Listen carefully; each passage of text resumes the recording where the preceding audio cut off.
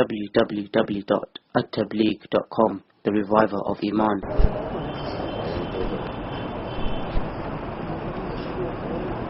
الحمد لله نحمده ونستعينه ونستغفره ونؤمن به ونتوكل عليه ونعوذ بالله من شرور أنفسنا ومن سيئات أعمالنا من يهده الله فلا مضل له ومن يضلله فلا هادي له ونشهد أن لا إله إلا الله وحده لا شريك له ونشهد أن سيدنا ومولانا محمدا عبده ورسوله أما بعد أعوذ بالله من الشيطان الرجيم بسم الله الرحمن الرحيم والعصر إن الإنسان لفي خسر إلا الذين آمنوا وعملوا الصالحات وتواصوا بالحق وتواصوا بالصبر صدق اللہ العظیم.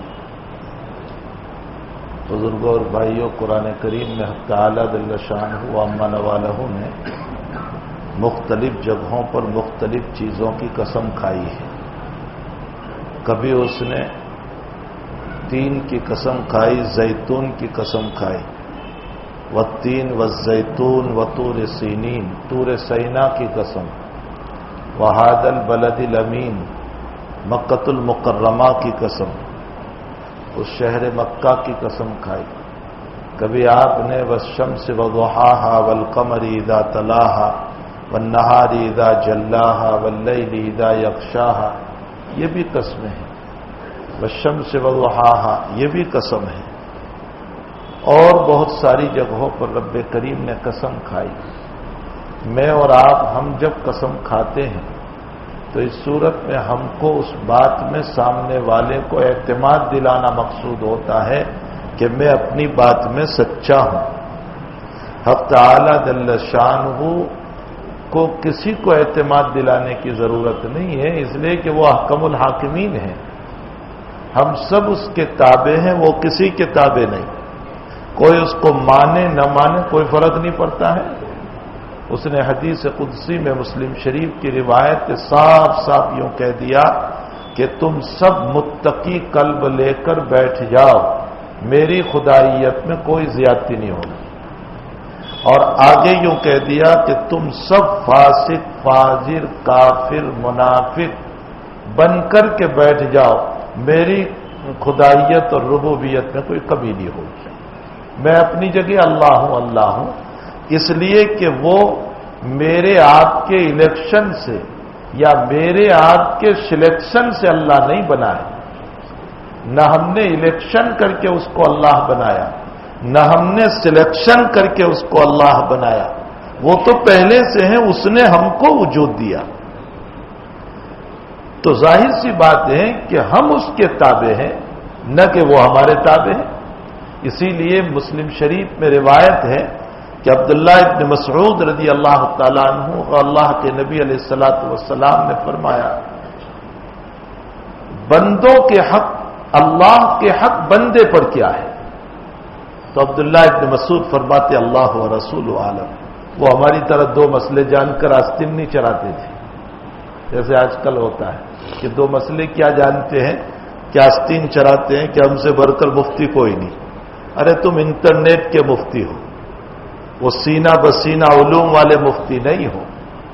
برکت ان علوم میں ہوتی ہے جو سینہ بسینہ آتا ہے، اور انٹرنیٹ کے علوم میں تو گمراہی کے خطرات ہیں. وہاں قادیانیت بھی ہو سکتی ہے، وہاں مرزائیت بھی ہو سکتی ہے، وہاں رافضیت بھی ہو سکتی ہے، اور علوم کا پتہ ہے نہیں. کہیں انٹرنیٹ کا علم گمراہ نہ کر دے، تباہی نہ لے آئے. اس لیے برکتیں ان علوم میں ہوتی ہے جو سینہ بسینہ چلتا ہے. اگر انٹرنیٹ ہی کے علوم مقصود بالذات بن جاتے تو یہ سارے مدارس بند کر دینے پڑیں گے. پھر کیا ضرورت پڑی ہے کہ سینہ بسینہ علوم کو پڑھایا جائے؟ علم وہ معتبر ہے. یہی وجہ ہے کہ سارے اسباب کے ہوتے ہوئے اللہ کے حبیب نے سینہ بسینہ صحابہ کو علم دیا، اور صحابہ نے تابعین کو دیا، اور تابعین نے تابعین کو دیا الی یومنا ھذا. آج تک اسی طرح سلسلہ چلا آیا ہے. تو ان علوم میں برکت ہوتی ہے. جو سند دی جاتی ہے وہ اسی کی دی جاتی ہے کہ آپ نے ہم سے براہ راست لیا ہے، اور اس علم میں برکت ہوتی ہے. تو بہرحال میرے بھائیوں، ہمیں چاہیے کہ بہت احتیاط کریں اور خاص طور پر قرآن و حدیث کے معاملے میں بہت احتیاط کی ضرورت ہے۔ حتیٰ کہ فقہاء نے مسئلہ لکھا ہے کہ جو مفتی نہ ہو وہ مسئلہ تو بتا سکتا ہے، فتویٰ نہیں دے سکتا۔ یہاں تک لکھا کہ جو مفتی نہ ہو، جس کے پاس مفتی کی سند نہیں ہے، وہ مسئلہ بتا سکتا ہے لیکن فتویٰ نہیں دے سکتا۔ جب ایک عالم کو فتویٰ دینے کو منع کیا گیا ہے تو عوام کو فتویٰ دینے کا حق کہاں سے ہو گیا کہ ہم فتوے لگاتے پھرتے ہیں، تم کافر، تم منافق، تم مرتد، تم فلاں، تم فلاں، تم فلاں۔ ہمیں کہاں سے حق پہنچ گیا؟ شریعت کے باب میں احتیاط کریں۔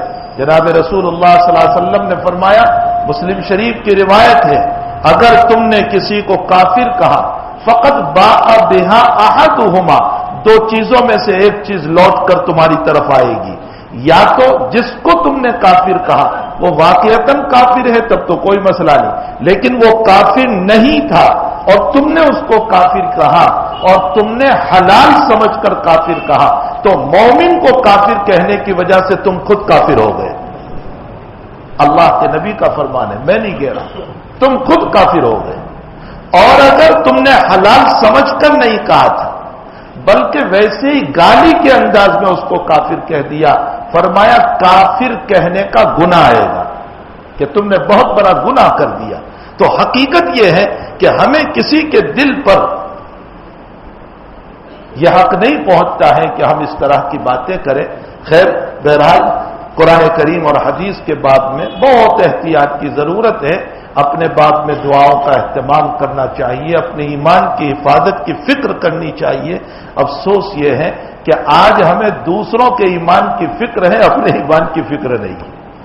بڑا مسئلہ یہ ہو گیا، ہمیں فکر ہے آپ کے ایمان کی لیکن میرا ایمان خطرات میں پڑا ہوا ہے، میرے کلمات سے میرا ایمان خود جا رہا ہے، اس کی تو مجھے کوئی فکر نہیں ہے۔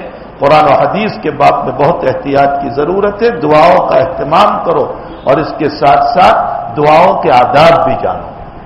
آج جو یہ ہمارے اوپر بادل مندلا رہے نا، ٹھیک ہے، ظالم ہے، جابر ہے ہر جگہ، لیکن ظالم و جابر اپنی جگہ ہے، سارا کارخانہ تو اللہ ہی چلا رہا ہے۔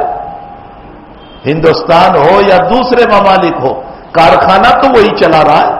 جب وہی کارخانہ چلا رہا ہے تو کیا وہ نہیں دیکھ رہا ہے کہ روہنگیا کو یوں مارا جا رہا ہے اور امیٹھی میں یوں مارا جا رہا ہے اور احمد آباد میں یوں مارا جا رہا ہے؟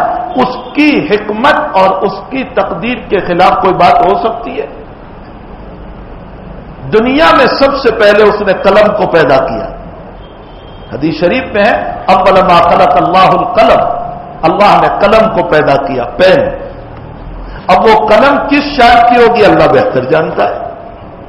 جب قلم کو پیدا کیا سب سے پہلے کوئی چیز نہیں، جناب رسول اللہ صلی اللہ علیہ وسلم فرماتے ہیں اللہ کا عرش پانی پر، اللہ اکیلا تھا، کوئی نہیں تھا، اور اس وقت اس نے قلم کو پیدا کیا اور قلم کو پیدا کر کے قلم کو یوں کہا اکتب، لکھ۔ تو قلم نے کہا میں کیا لکھوں؟ جو اللہ اس چمڑی پر بولنے کی طاقت دیتا ہے وہ اللہ درختوں کو اور قلم کو بھی بلوا سکتا ہے۔ حدیث شریف میں ہے کہ قیامت کے دن کافر کو الٹا چلائے گا اللہ، سر پر چلیں گے، جہنم کی طرف جب لے جائیں گے تو سر پر چلیں گے۔ صحابہ فرما رہے یا رسول اللہ سر پر بھی کوئی چل سکتا ہے؟ تو اللہ کے نبی فرماتے ہیں یہ بھی تو چمڑا اور ہڈیاں ہے اور یہ بھی چمڑا اور ہڈیاں ہے، جس رب نے مشی کی طاقت، چلنے کی طاقت یہاں رکھی ہے وہ یہاں سے نکال کر یہاں رکھ دے گا۔ اور پھر نبی نے فرمایا کہ دیکھو ساری دنیا کو اللہ نے پاؤں پہ چلایا اور سانپ کو اللہ نے پیٹ پر چلایا۔ جو اللہ سانپ کو بغیر پاؤں کے کانٹوں کے اوپر پیٹ پر چلا سکتا ہے وہ اللہ اپنے بندوں کو سر پر چلانے پر قادر ہے۔ تو حقیقت یہ ہے کہ احکم الحاکمین نے قلم کو پیدا کیا، فرمایا تو لکھ۔ قلم نے پوچھا یا ربی کیا لکھوں؟ فرمایا قیامت تک کے حالات لکھ، مقادیر الدنیا کو لکھ، تقدیر کو لکھ۔ تو اب قلم نے لکھنا شروع کیا۔ حدیث شریف میں ہے کہ جتنے پتے قیامت تک گرنے والے ہیں ان سب کو بھی قلم نے لکھا، جتنے قطرے بارش کے گرنے والے ہیں उन सबको भी कलम ने लिखा। तो जब कुत्तों को लिखा, कतरों को लिखा, जर्रात को लिखा, तो इतने बड़े बड़े इंसान मारे जा रहे हैं, क्या उसको तकदीर में अल्लाह ने नहीं लिखवाया? हजारों साल पहले अल्लाह ताला ने हमारी तकदीर को लिखवा दिया। जाहिर सी बात है कि जहां जालिम और जाबिर का मसला अपनी जगह है, वहां मेरे और आपके अमाल भी तो हैं, ये भी तो जिम्मेदार है। ओहद का वाकया ये बता रहा है, सुनो, ओहद का वाकया ये बता रहा है कि हजरत सहाबा ने नबी की जरा सी बात को नहीं माना और ओहद पहाड़ को छोड़ा। नतीजा ये हुआ कि आया हुआ मैदान शिकस्त में चला गया। उम्मत को यह तालीम दी गई, नबी की बात को न मानने पर नबी के होते हुए हालात आ सकते हैं, तो वली और गौस कौन हुआ करता है, कुतुब और अब्दाल कौन हुआ करता है, कारी कुरान और आलिम कौन हुआ करता है, मशाइख और औलिया कौन हुआ करते हैं। नबी की मौजूदगी में जब हालात आ सकते हैं और 70 सहाबा को नबी के सामने सुला दिया गया और नबी कुछ न कर सके, तो भला औलिया कौन तुम्हें बचा लेगा? हकीकत हाल यह है, ओहद का वाकया मुझको और आपको यह बता रहा है कि अगर तुम नबी की बगावत पर आओगे, नबी की बात को नहीं मानोगे, तो हालात आएंगे। और बदर का वाकया यह बता रहा है कि अगर तुम सब्र करोगे, तकवा इख्तियार करोगे, दुआओं का एहतमाम करोगे, इन तस्बिरो वतत्तकू वयअतूकुम मिन फौरिहिम हादा युमदिदकुम रब्बुकुम बिखम्सति आलाफिन मिनल मलाइकति मुसव्विमीन। सब्र करोगे, तकवा इख्तियार करोगे, परहेजगारी लाओगे, अल्लाह की बात को मानोगे, नबी की बात पर चलोगे और दुआओं का एहतमाम होगा, तो अल्लाह ने 313 की जमात को कामयाबी दी थी। तुम माइनॉरिटी में होंगे, अकलियत में होंगे, लेकिन फिर भी अल्लाह तुम्हें कामयाबी अता करेगा। यह बदर का वाकया हमको तालीम देता है और हुनैन का वाकया हमको यह बताता है, बड़े बोल न बोलो, बड़े बोल न बोलो, तकब्बुर के कलेमात न बोलो, शान के कलेमात न बोलो। शान क्या हुआ करती है? बुखारी शरीफ का एक जुमला भी मेरे जहन में आया। हजरत आयशा सिद्दीका रज़ी अल्लाह तआला अन्हा फरमाती है कि मुझे मेरी शौकनों के साथ, मेरी सहेलियों के साथ, मेरी बहनों के साथ जन्नतुल बकी में दफन करना, मुझे यहां हुजरे में नहीं। नबी अलैहिस्सलाम के पहले थी तमन्ना कि हुजरे में दफन किया जाए, लेकिन बाद में राय बदल दी, फरमाया मुझे वहां आम कब्रिस्तान में दफन करना, यहां नहीं। जो जुमला इस्तेमाल कर रही है हजरत आयशा, लेकई ला तो अज़िमनी, फरमाया लोग मेरी शान न बयान करने लग जावे बाद में कि कितनी पवित्र पाकीज़ा और इतनी ऊंचे मकाम की थी कि नबी के कदमों में जगह नसीब हो गई, मैं अपनी पाकीज़गी बयान करवाना नहीं चाहती। आप इस जुमले पर गौर तो करें, हालांकि वो पाकीज़ा है, मुतहर है, नबी के घराने की है, जिसका तकद्दुस कुरान ने बयान किया, जिसकी पाकीज़गी कुरान ने बयान की, जिसकी दयानत और अमानत और जिसकी पाकीज़ा जिंदगी के मुतालिक वही उतारी कुरान करीम ने, लेकिन वो कहती है मुझे यहां दफन न करना। क्यों? मेरी शानवान कोई बयान न करे कि देखो मैं कितनी मुबारक और कितनी पाकीज़ा थी कि मुझे यहां जगह नसीब हो गई। उसी जगह पर उलमा ने एक जुमला लिखा है।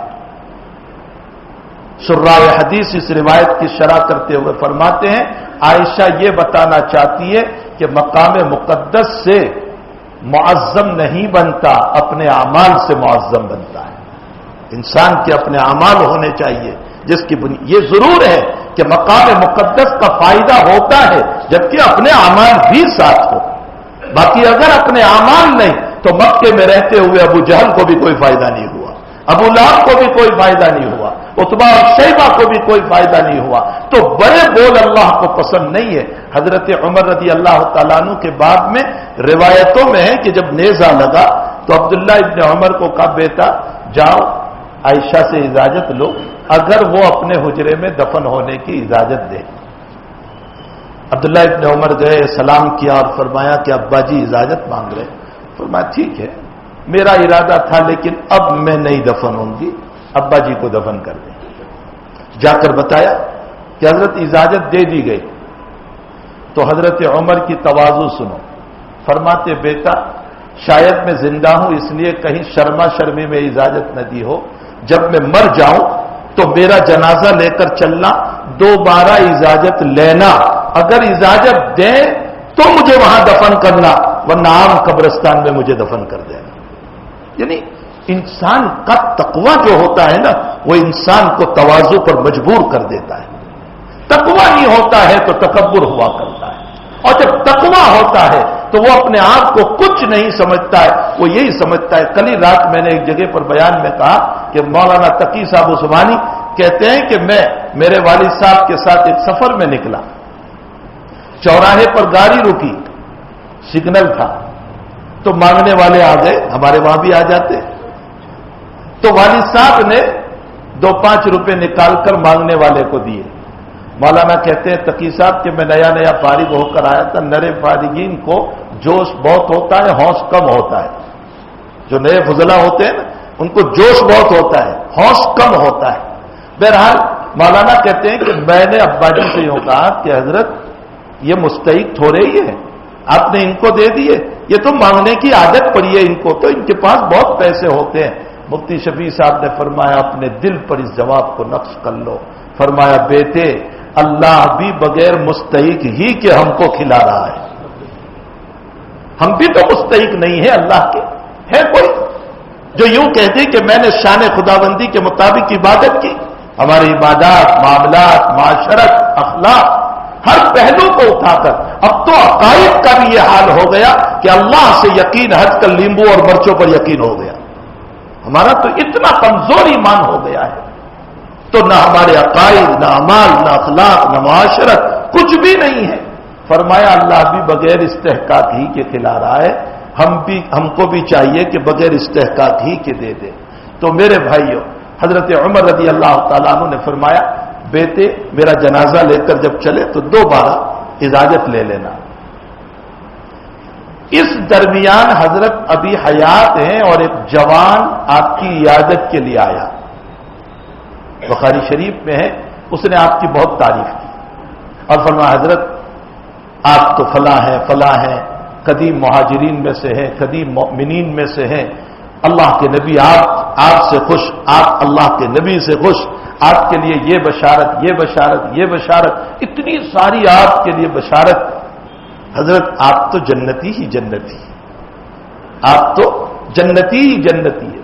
تو حضرت زور سے رو پڑے، زور سے آواز نکل آئی، پھر اپنے سینے پر ہاتھ رکھ کر تھوڑا سا اپنے آپ کو سخت کیا اور اس کے بعد فرمایا یا ابن اخی، عرب میں مجاز کا ہر چھوٹے کو بھتیجا کہتے تھے، اور عرب میں مجاز کا ہر بڑے کو چچا کہتے تھے یا عمی۔ فرمایا یا ابن اخی، اور میرے بھتیجے، تو میری تعریف کر رہا ہے اور تو کہہ رہا ہے میں جنتی ہوں۔ بیٹے میں تو اللہ سے یہ امید رکھتا ہوں لا لی ولا علیہ، اللہ میری نیکیوں کا بدلہ نہ دے تو نہ دے، کم سے کم میری پکڑ نہ کرے، میری پکڑ۔ یہ کون کہہ رہا ہے؟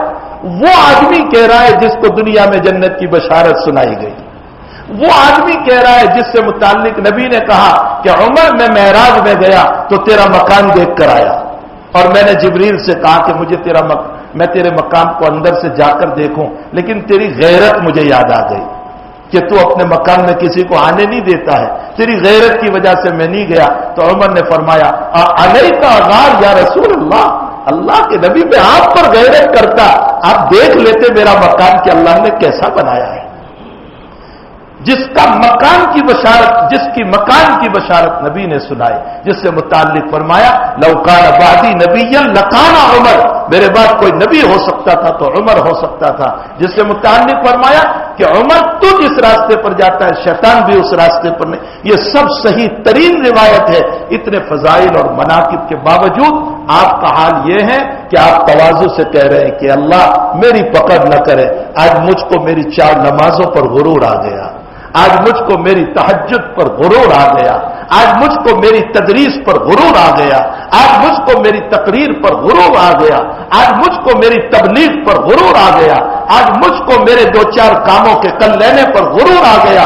ان کی پوری زندگی تدریس میں، تبلیغ میں، خیر کے کام میں، صلح میں، مصالحت میں، عبادتوں میں، زہد میں، تقوی میں، ورع میں، پرہیزگاری میں گزرنے کے باوجود وہ یہ کہہ رہے ہیں کہ اللہ میری فقر نہ کرے، اور میرا اور آپ کا حال یہ ہے کہ چند باتوں میں ہم وہ غرور آ جاتا ہے کہ ہم کسی بے نمازی کو حقیر سمجھ رہے ہیں، ہم کسی اور کو حقیر سمجھ رہے ہیں۔ میرے بھائیوں، صحیح ترین مسلم شریف کی روایت ہے کہ جب کوئی عبادت گزار کسی غیر عبادت گزار کی توہین کرتا ہے تو اللہ کے نبی فرماتے ہیں کہ اللہ فرشتے کو بھیجتا ہے، میں میرے اس بندے کو معاف کرتا ہوں اور تیرے غرور کی وجہ سے تیری ساری عبادتوں کو ختم کرتا ہوں۔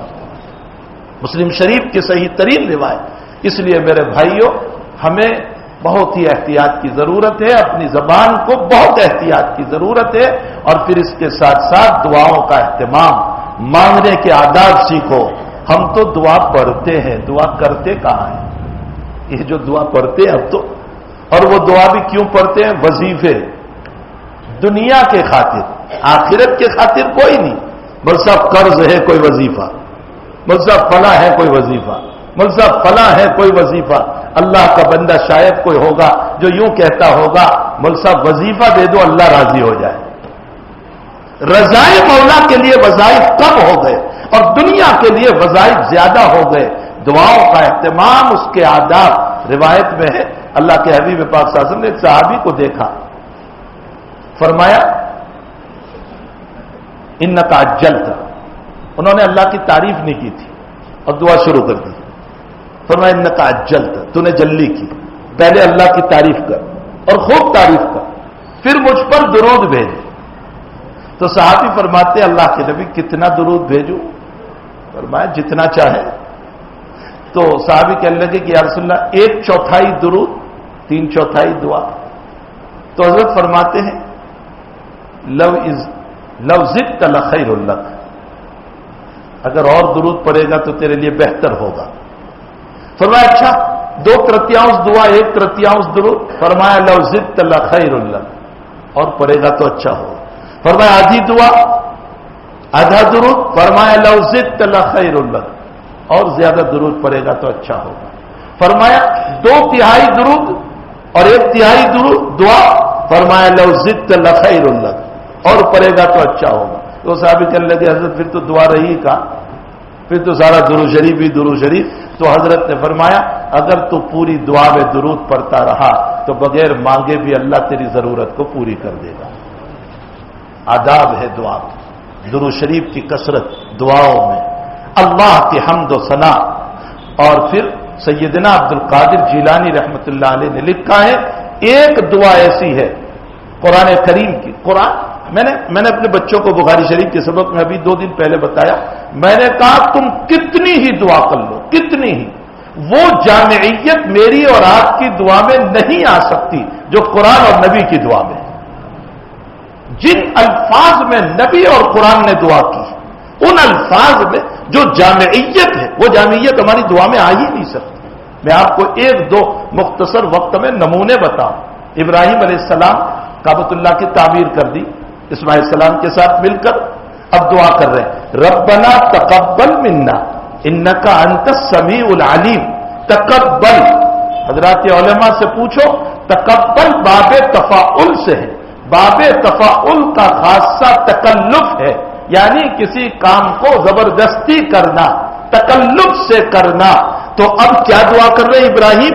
اے اللہ میں نے یہ تیرا مکان کعبہ بنایا، اس لائق تو نہیں ہے کہ تو قبول کرے، لیکن زبردستی قبول کر لے۔